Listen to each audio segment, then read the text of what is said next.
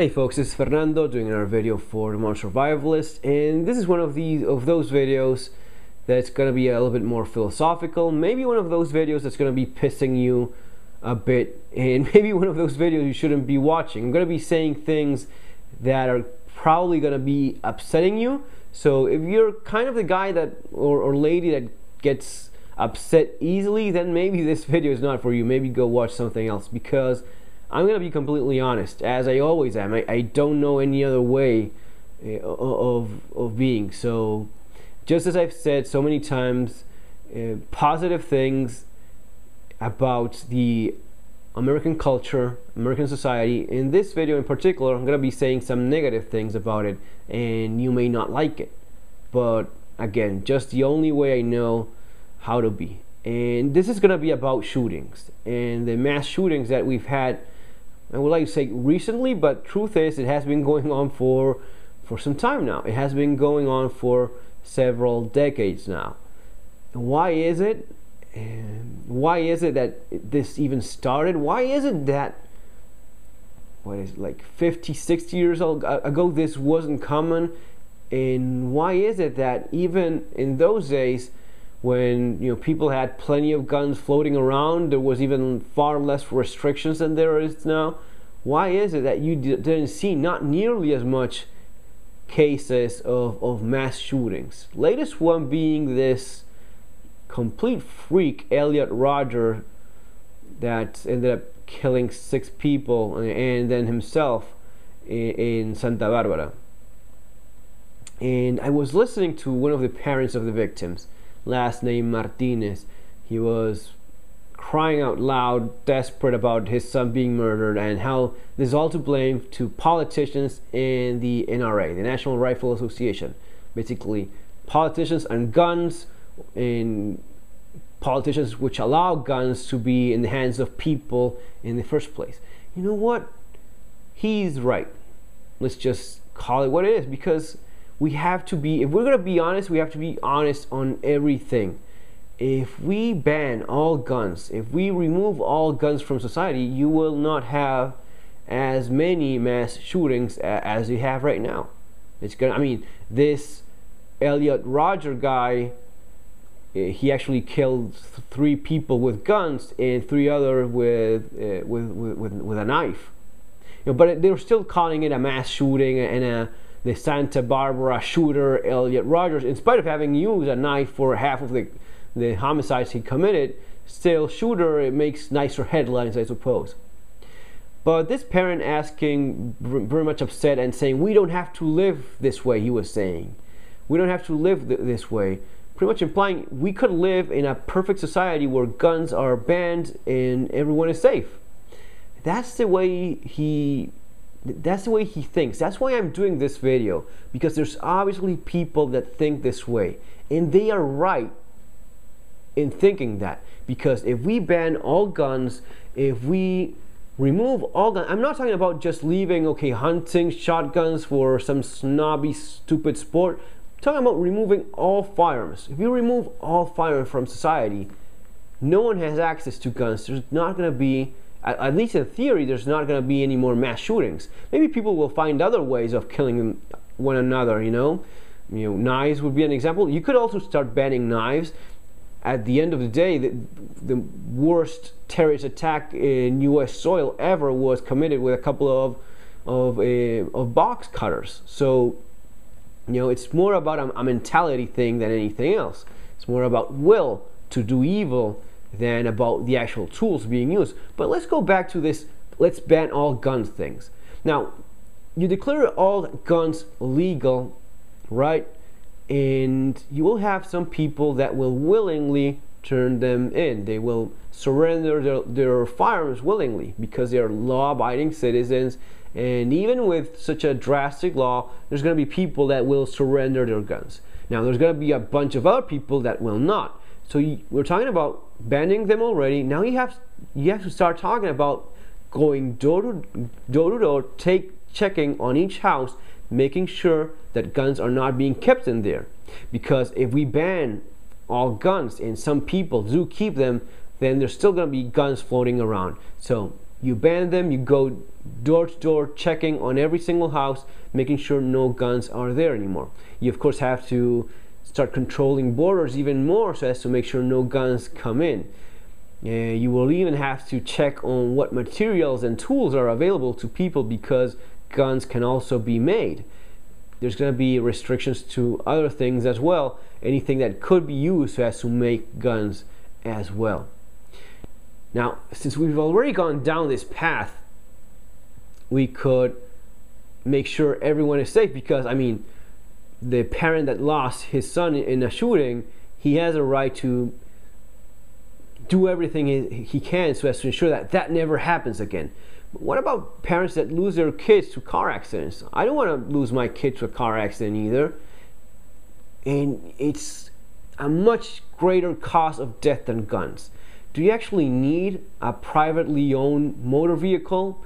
I mean, we could talk about banning privately owned vehicles, cars and motorcycles, and people using public transportation, which is far more efficient and environmentally friendly than privately owned cars. And it just works just as well. Maybe a little bit more inconvenient, but think about the lives you would be saving. I'm not being ironic here or anything. I'm honestly talking about millions of lives being saved by taking these measures that we're talking about here. Millions of lives being saved. We've banned all guns, we've banned privately owned vehicles. People are now using much safer public transportation, train, buses and such. And you're already talking about saving so many lives. Since we're talking about saving lives, we have to talk about the greatest cause of death, which is strongly linked to a sedentary lifestyle and obesity. We could start talking about how much food do people need? Are people eating themselves into death? Yes, they are. So what about maybe having a quota and people being restricted to maybe 2,000 calories a day? Maybe if you do some intense physical activity as part of your job, then maybe you have an extra quota of 3,000. But restricting the amount of food people are allowed to eat will be saving millions and millions of lives in just a couple of years. The result would be immediate. You're talking about saving so many lives here. Now, you're also talking about taking away stuff from people.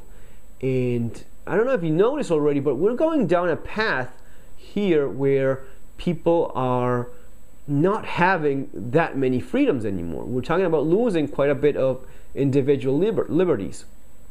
And guns are strongly linked to that. Guns in particular, I mean, you could do without cars, you could do with restricted calories, but guns in particular are very much related to how free people actually are or not. An armed society is a free society. Slaves do not own weapons. It's always been that way. And it's actually something that has been mentioned by the founding fathers of the United States, that the government should fear the people. The government should fear the population. And they only do that if the population has a way of physically controlling and ensuring their immediate safety, physical safety around them. That's what guns are about. That's what a gun allows you to do. I'm not individually, as an individual with a firearm, you don't seem to have that much strength if looking at the bigger picture of law enforcement and military. But as an entire society, everyone being armed, or at least an important percentage of the population being armed, the society has power, the society has strength. They can protect themselves and they can rise against a tyrannic government. That's basically the idea of the Second Amendment, which we have talked about before. But the lives that you would be saving by banning all these guns, is it worth it? I mean, I feel strongly related to, especially when thinking of some of the most horrific shootings we've seen, like the Newtown shooting, just small kids being massacred that way. I have a specific problem with the Newtown shooting. I have a child of about that same age, of those kids that got killed. I also have the problem of, since I am a firearms instructor, I actually studied and was taught by forensic experts a little bit more about what happens with ballistics and the human body. I know a little bit more about guns than the average person that thinks he knows something about guns. Let's just put it that way. And I know exactly what happens when a 5.56 projectile hits a child of that size. It's something that I try not to think about. Another problem I have is that I have a very good imagination, and I know how horrific that situation must have been. It's something that makes me want to throw up if I think too much about it. And in spite of that, you just have to ask yourself, are you willing to give up and surrender your freedom just to ensure the safety of your kids? You know, as parents, are we going to be giving up freedom for safety? That's a dangerous game to play. That's a dangerous gamble, because I don't think that I'm willing to do that. Even fully understanding the dangers involved with people having the right to own guns, I don't think that ending up a slave is a better outcome, because there's a very narrow path.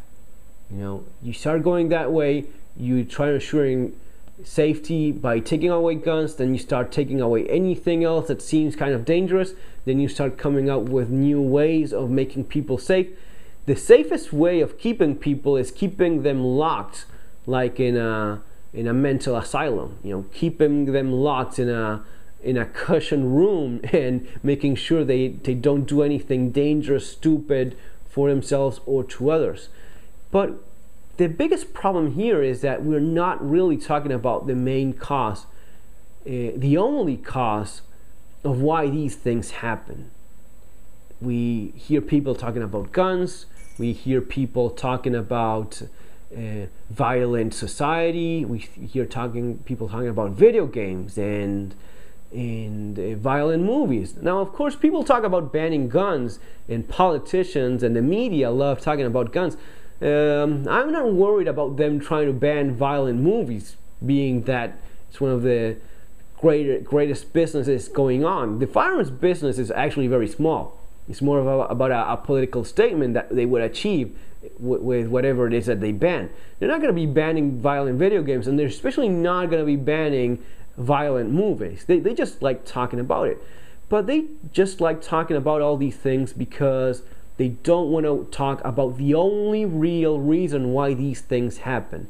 And the only reason why these mass shootings and these fucked up nutcases like this Elliot Rodger that you have here is that it's a spoiled, selfish society.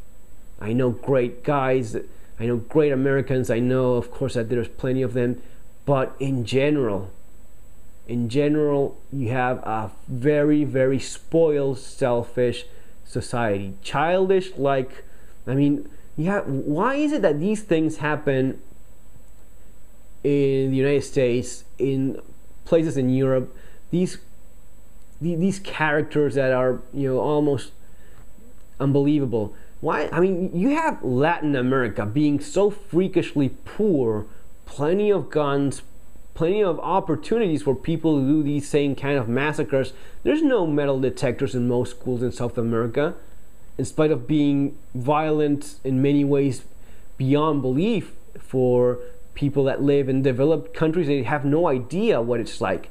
That's one of the reasons why this happens. That's not one. This is the only reason why it happens. In places like Latin America, where I come from, people just don't have the privilege of being so spoiled. They just don't have it. I mean, when I was watching this 22-year-old little bastard, Elliot Rodgers, I don't know if you saw the video or not. I saw it. I think I saw it completely or not. Basically, he's sitting in his BMW complaining about not having enough sex or something like that. I mean, this is the pinnacle of childish, selfish little bastard that should never had been born in the first place. And we're going to be getting into that in a second. But watching this guy complain about what has been denied to him, women, sex, is sitting in his freakishly fancy BMW. I mean, do you have any idea how ridiculously stupid that looks for people like myself? For those of us that come from a very different, I mean, I was just watching it. Do you have any idea how much effort and work, how many years an average person, even a professional, has to work so as to buy the car this little bastard was sitting on while complaining about not having enough sex?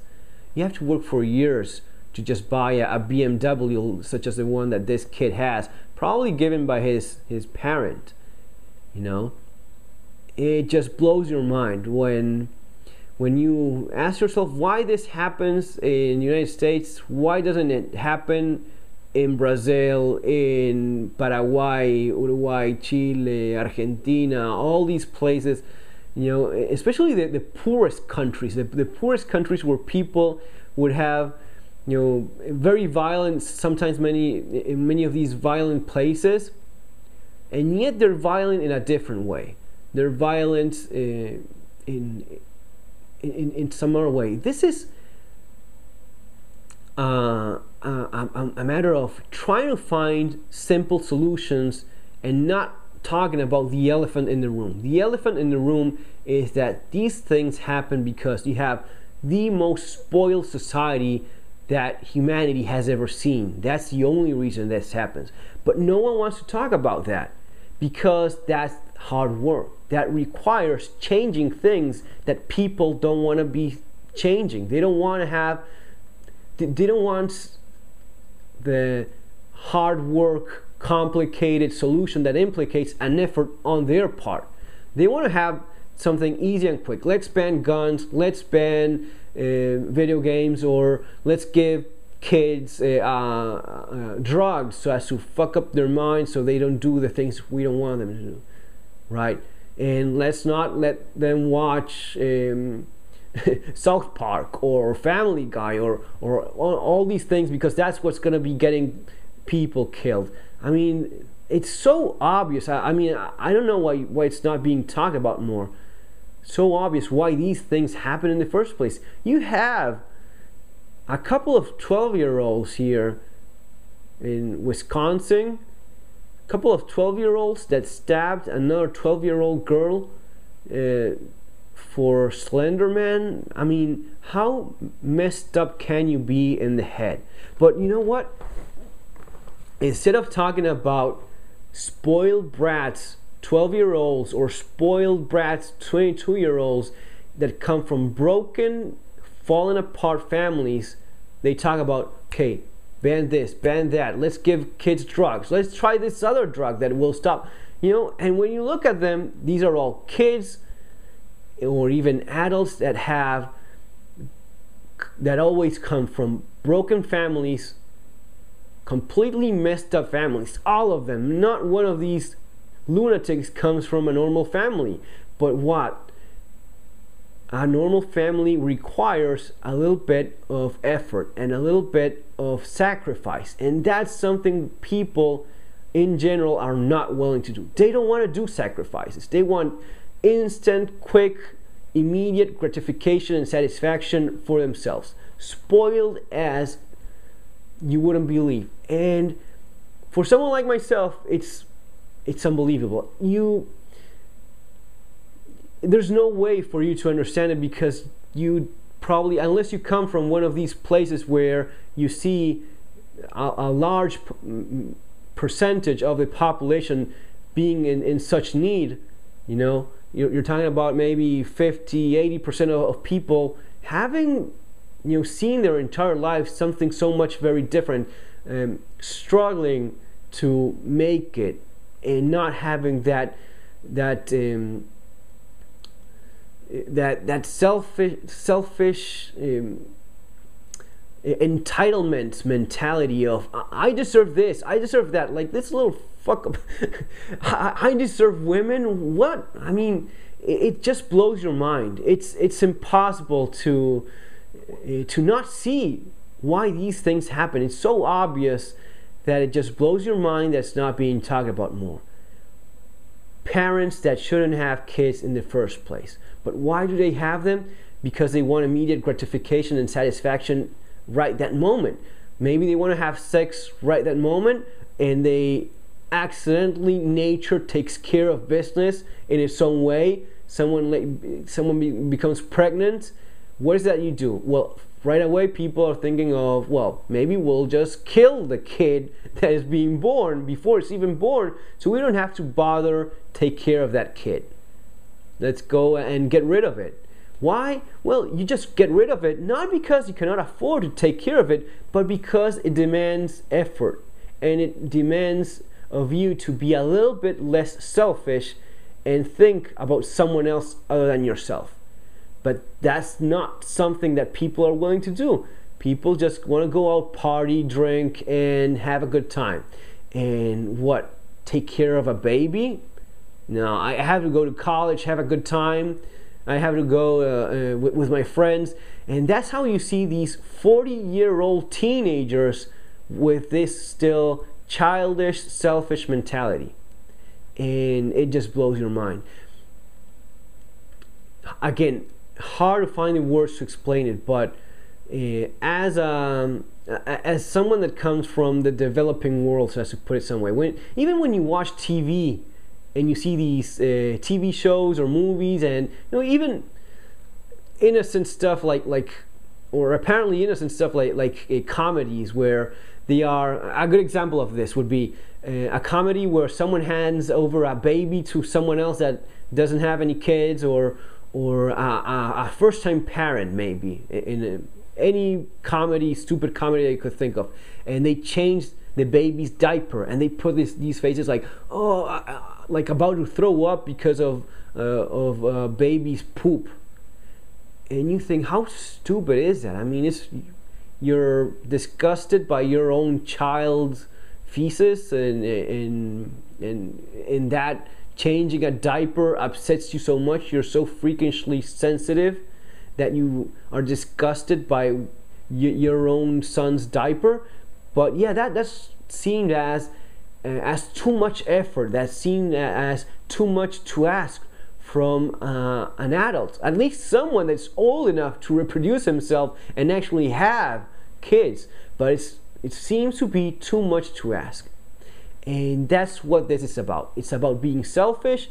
It's about the entitlement mentality that's the only cause for these things, these murders and massacres that they're trying to blame on guns and God knows what else, and they don't want to address the obvious reason, because it would require changing things that people don't want to change, because people don't want to give up their own satisfaction, their own time. They don't want to do none of that. And if they end up having kids, maybe instead of getting an abortion, that would be maybe the easiest way to get rid of it.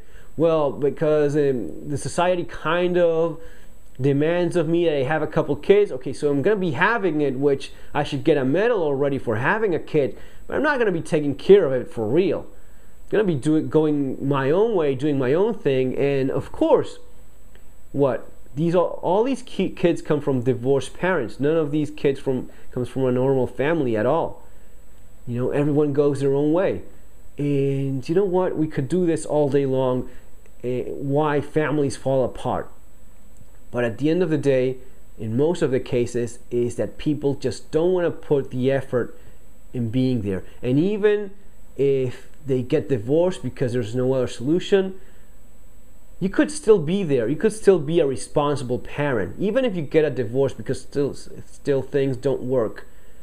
But that's not what ends up happening. The parents get a divorce and they start going on their own lives, and they completely forget about these kids that they had for some other reason they already forgot about. But they want to have their own immediate satisfaction doing whatever it is that they want with their time, having a good time themselves, and sacrificing their own enjoyment for the well-being of their kids. That would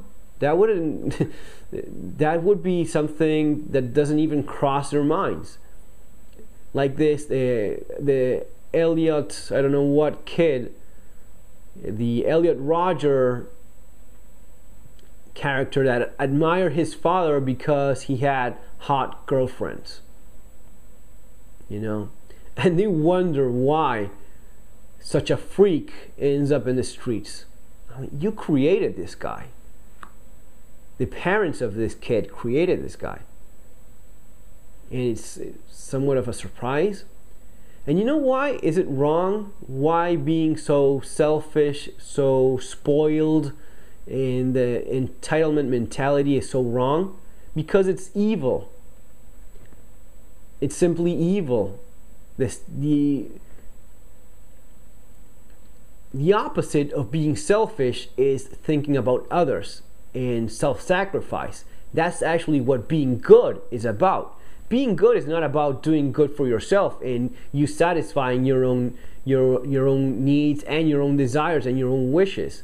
That's not being good. Being good is doing something for someone else that requires your own effort and being selfish and not being selfish. Being selfish is the exact opposite of being good. It's just thinking about yourself and doing whatever the heck it is that you want all the time. And that's evil. That's why you end up seeing evil things being done. All right. It's I think there was a quote. I'm using the phone because it's practical for having all the information there in the available. There's this movie that I like that's called K-Pax. You may have seen it, and there's a quote in K-Pax. Great movie. If you haven't seen it, just check it out. There's this guy that supposedly he's insane because he thinks he comes from another planet, and he's being interviewed by the shrink that is asking him about his home planets, K-Pax, right? And the psychiatrist is asking the patient, that guy that says he's from another planet, well, how is your planet? How is it?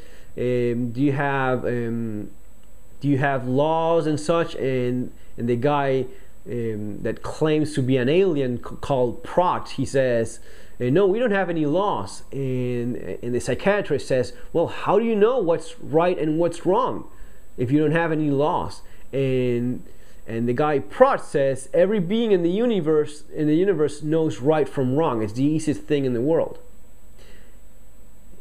And that's all there is to it. Everyone knows what's right and what's wrong. We all know what's right and what's wrong. We all know that banning guns is not the solution. We all know that the only reason for these mass shootings, massacres, and whatnot is broken apart families and kids brought into this world with parents that have no intention to sacrifice themselves in the least for the well-being of their own kids, and we end up with these sociopaths that end up doing what they do because people just will do anything and justify and try to look for any freaking excuse that they can instead of addressing the elephant in the room and trying to be a little bit less selfish, going for the harder, more complicated, and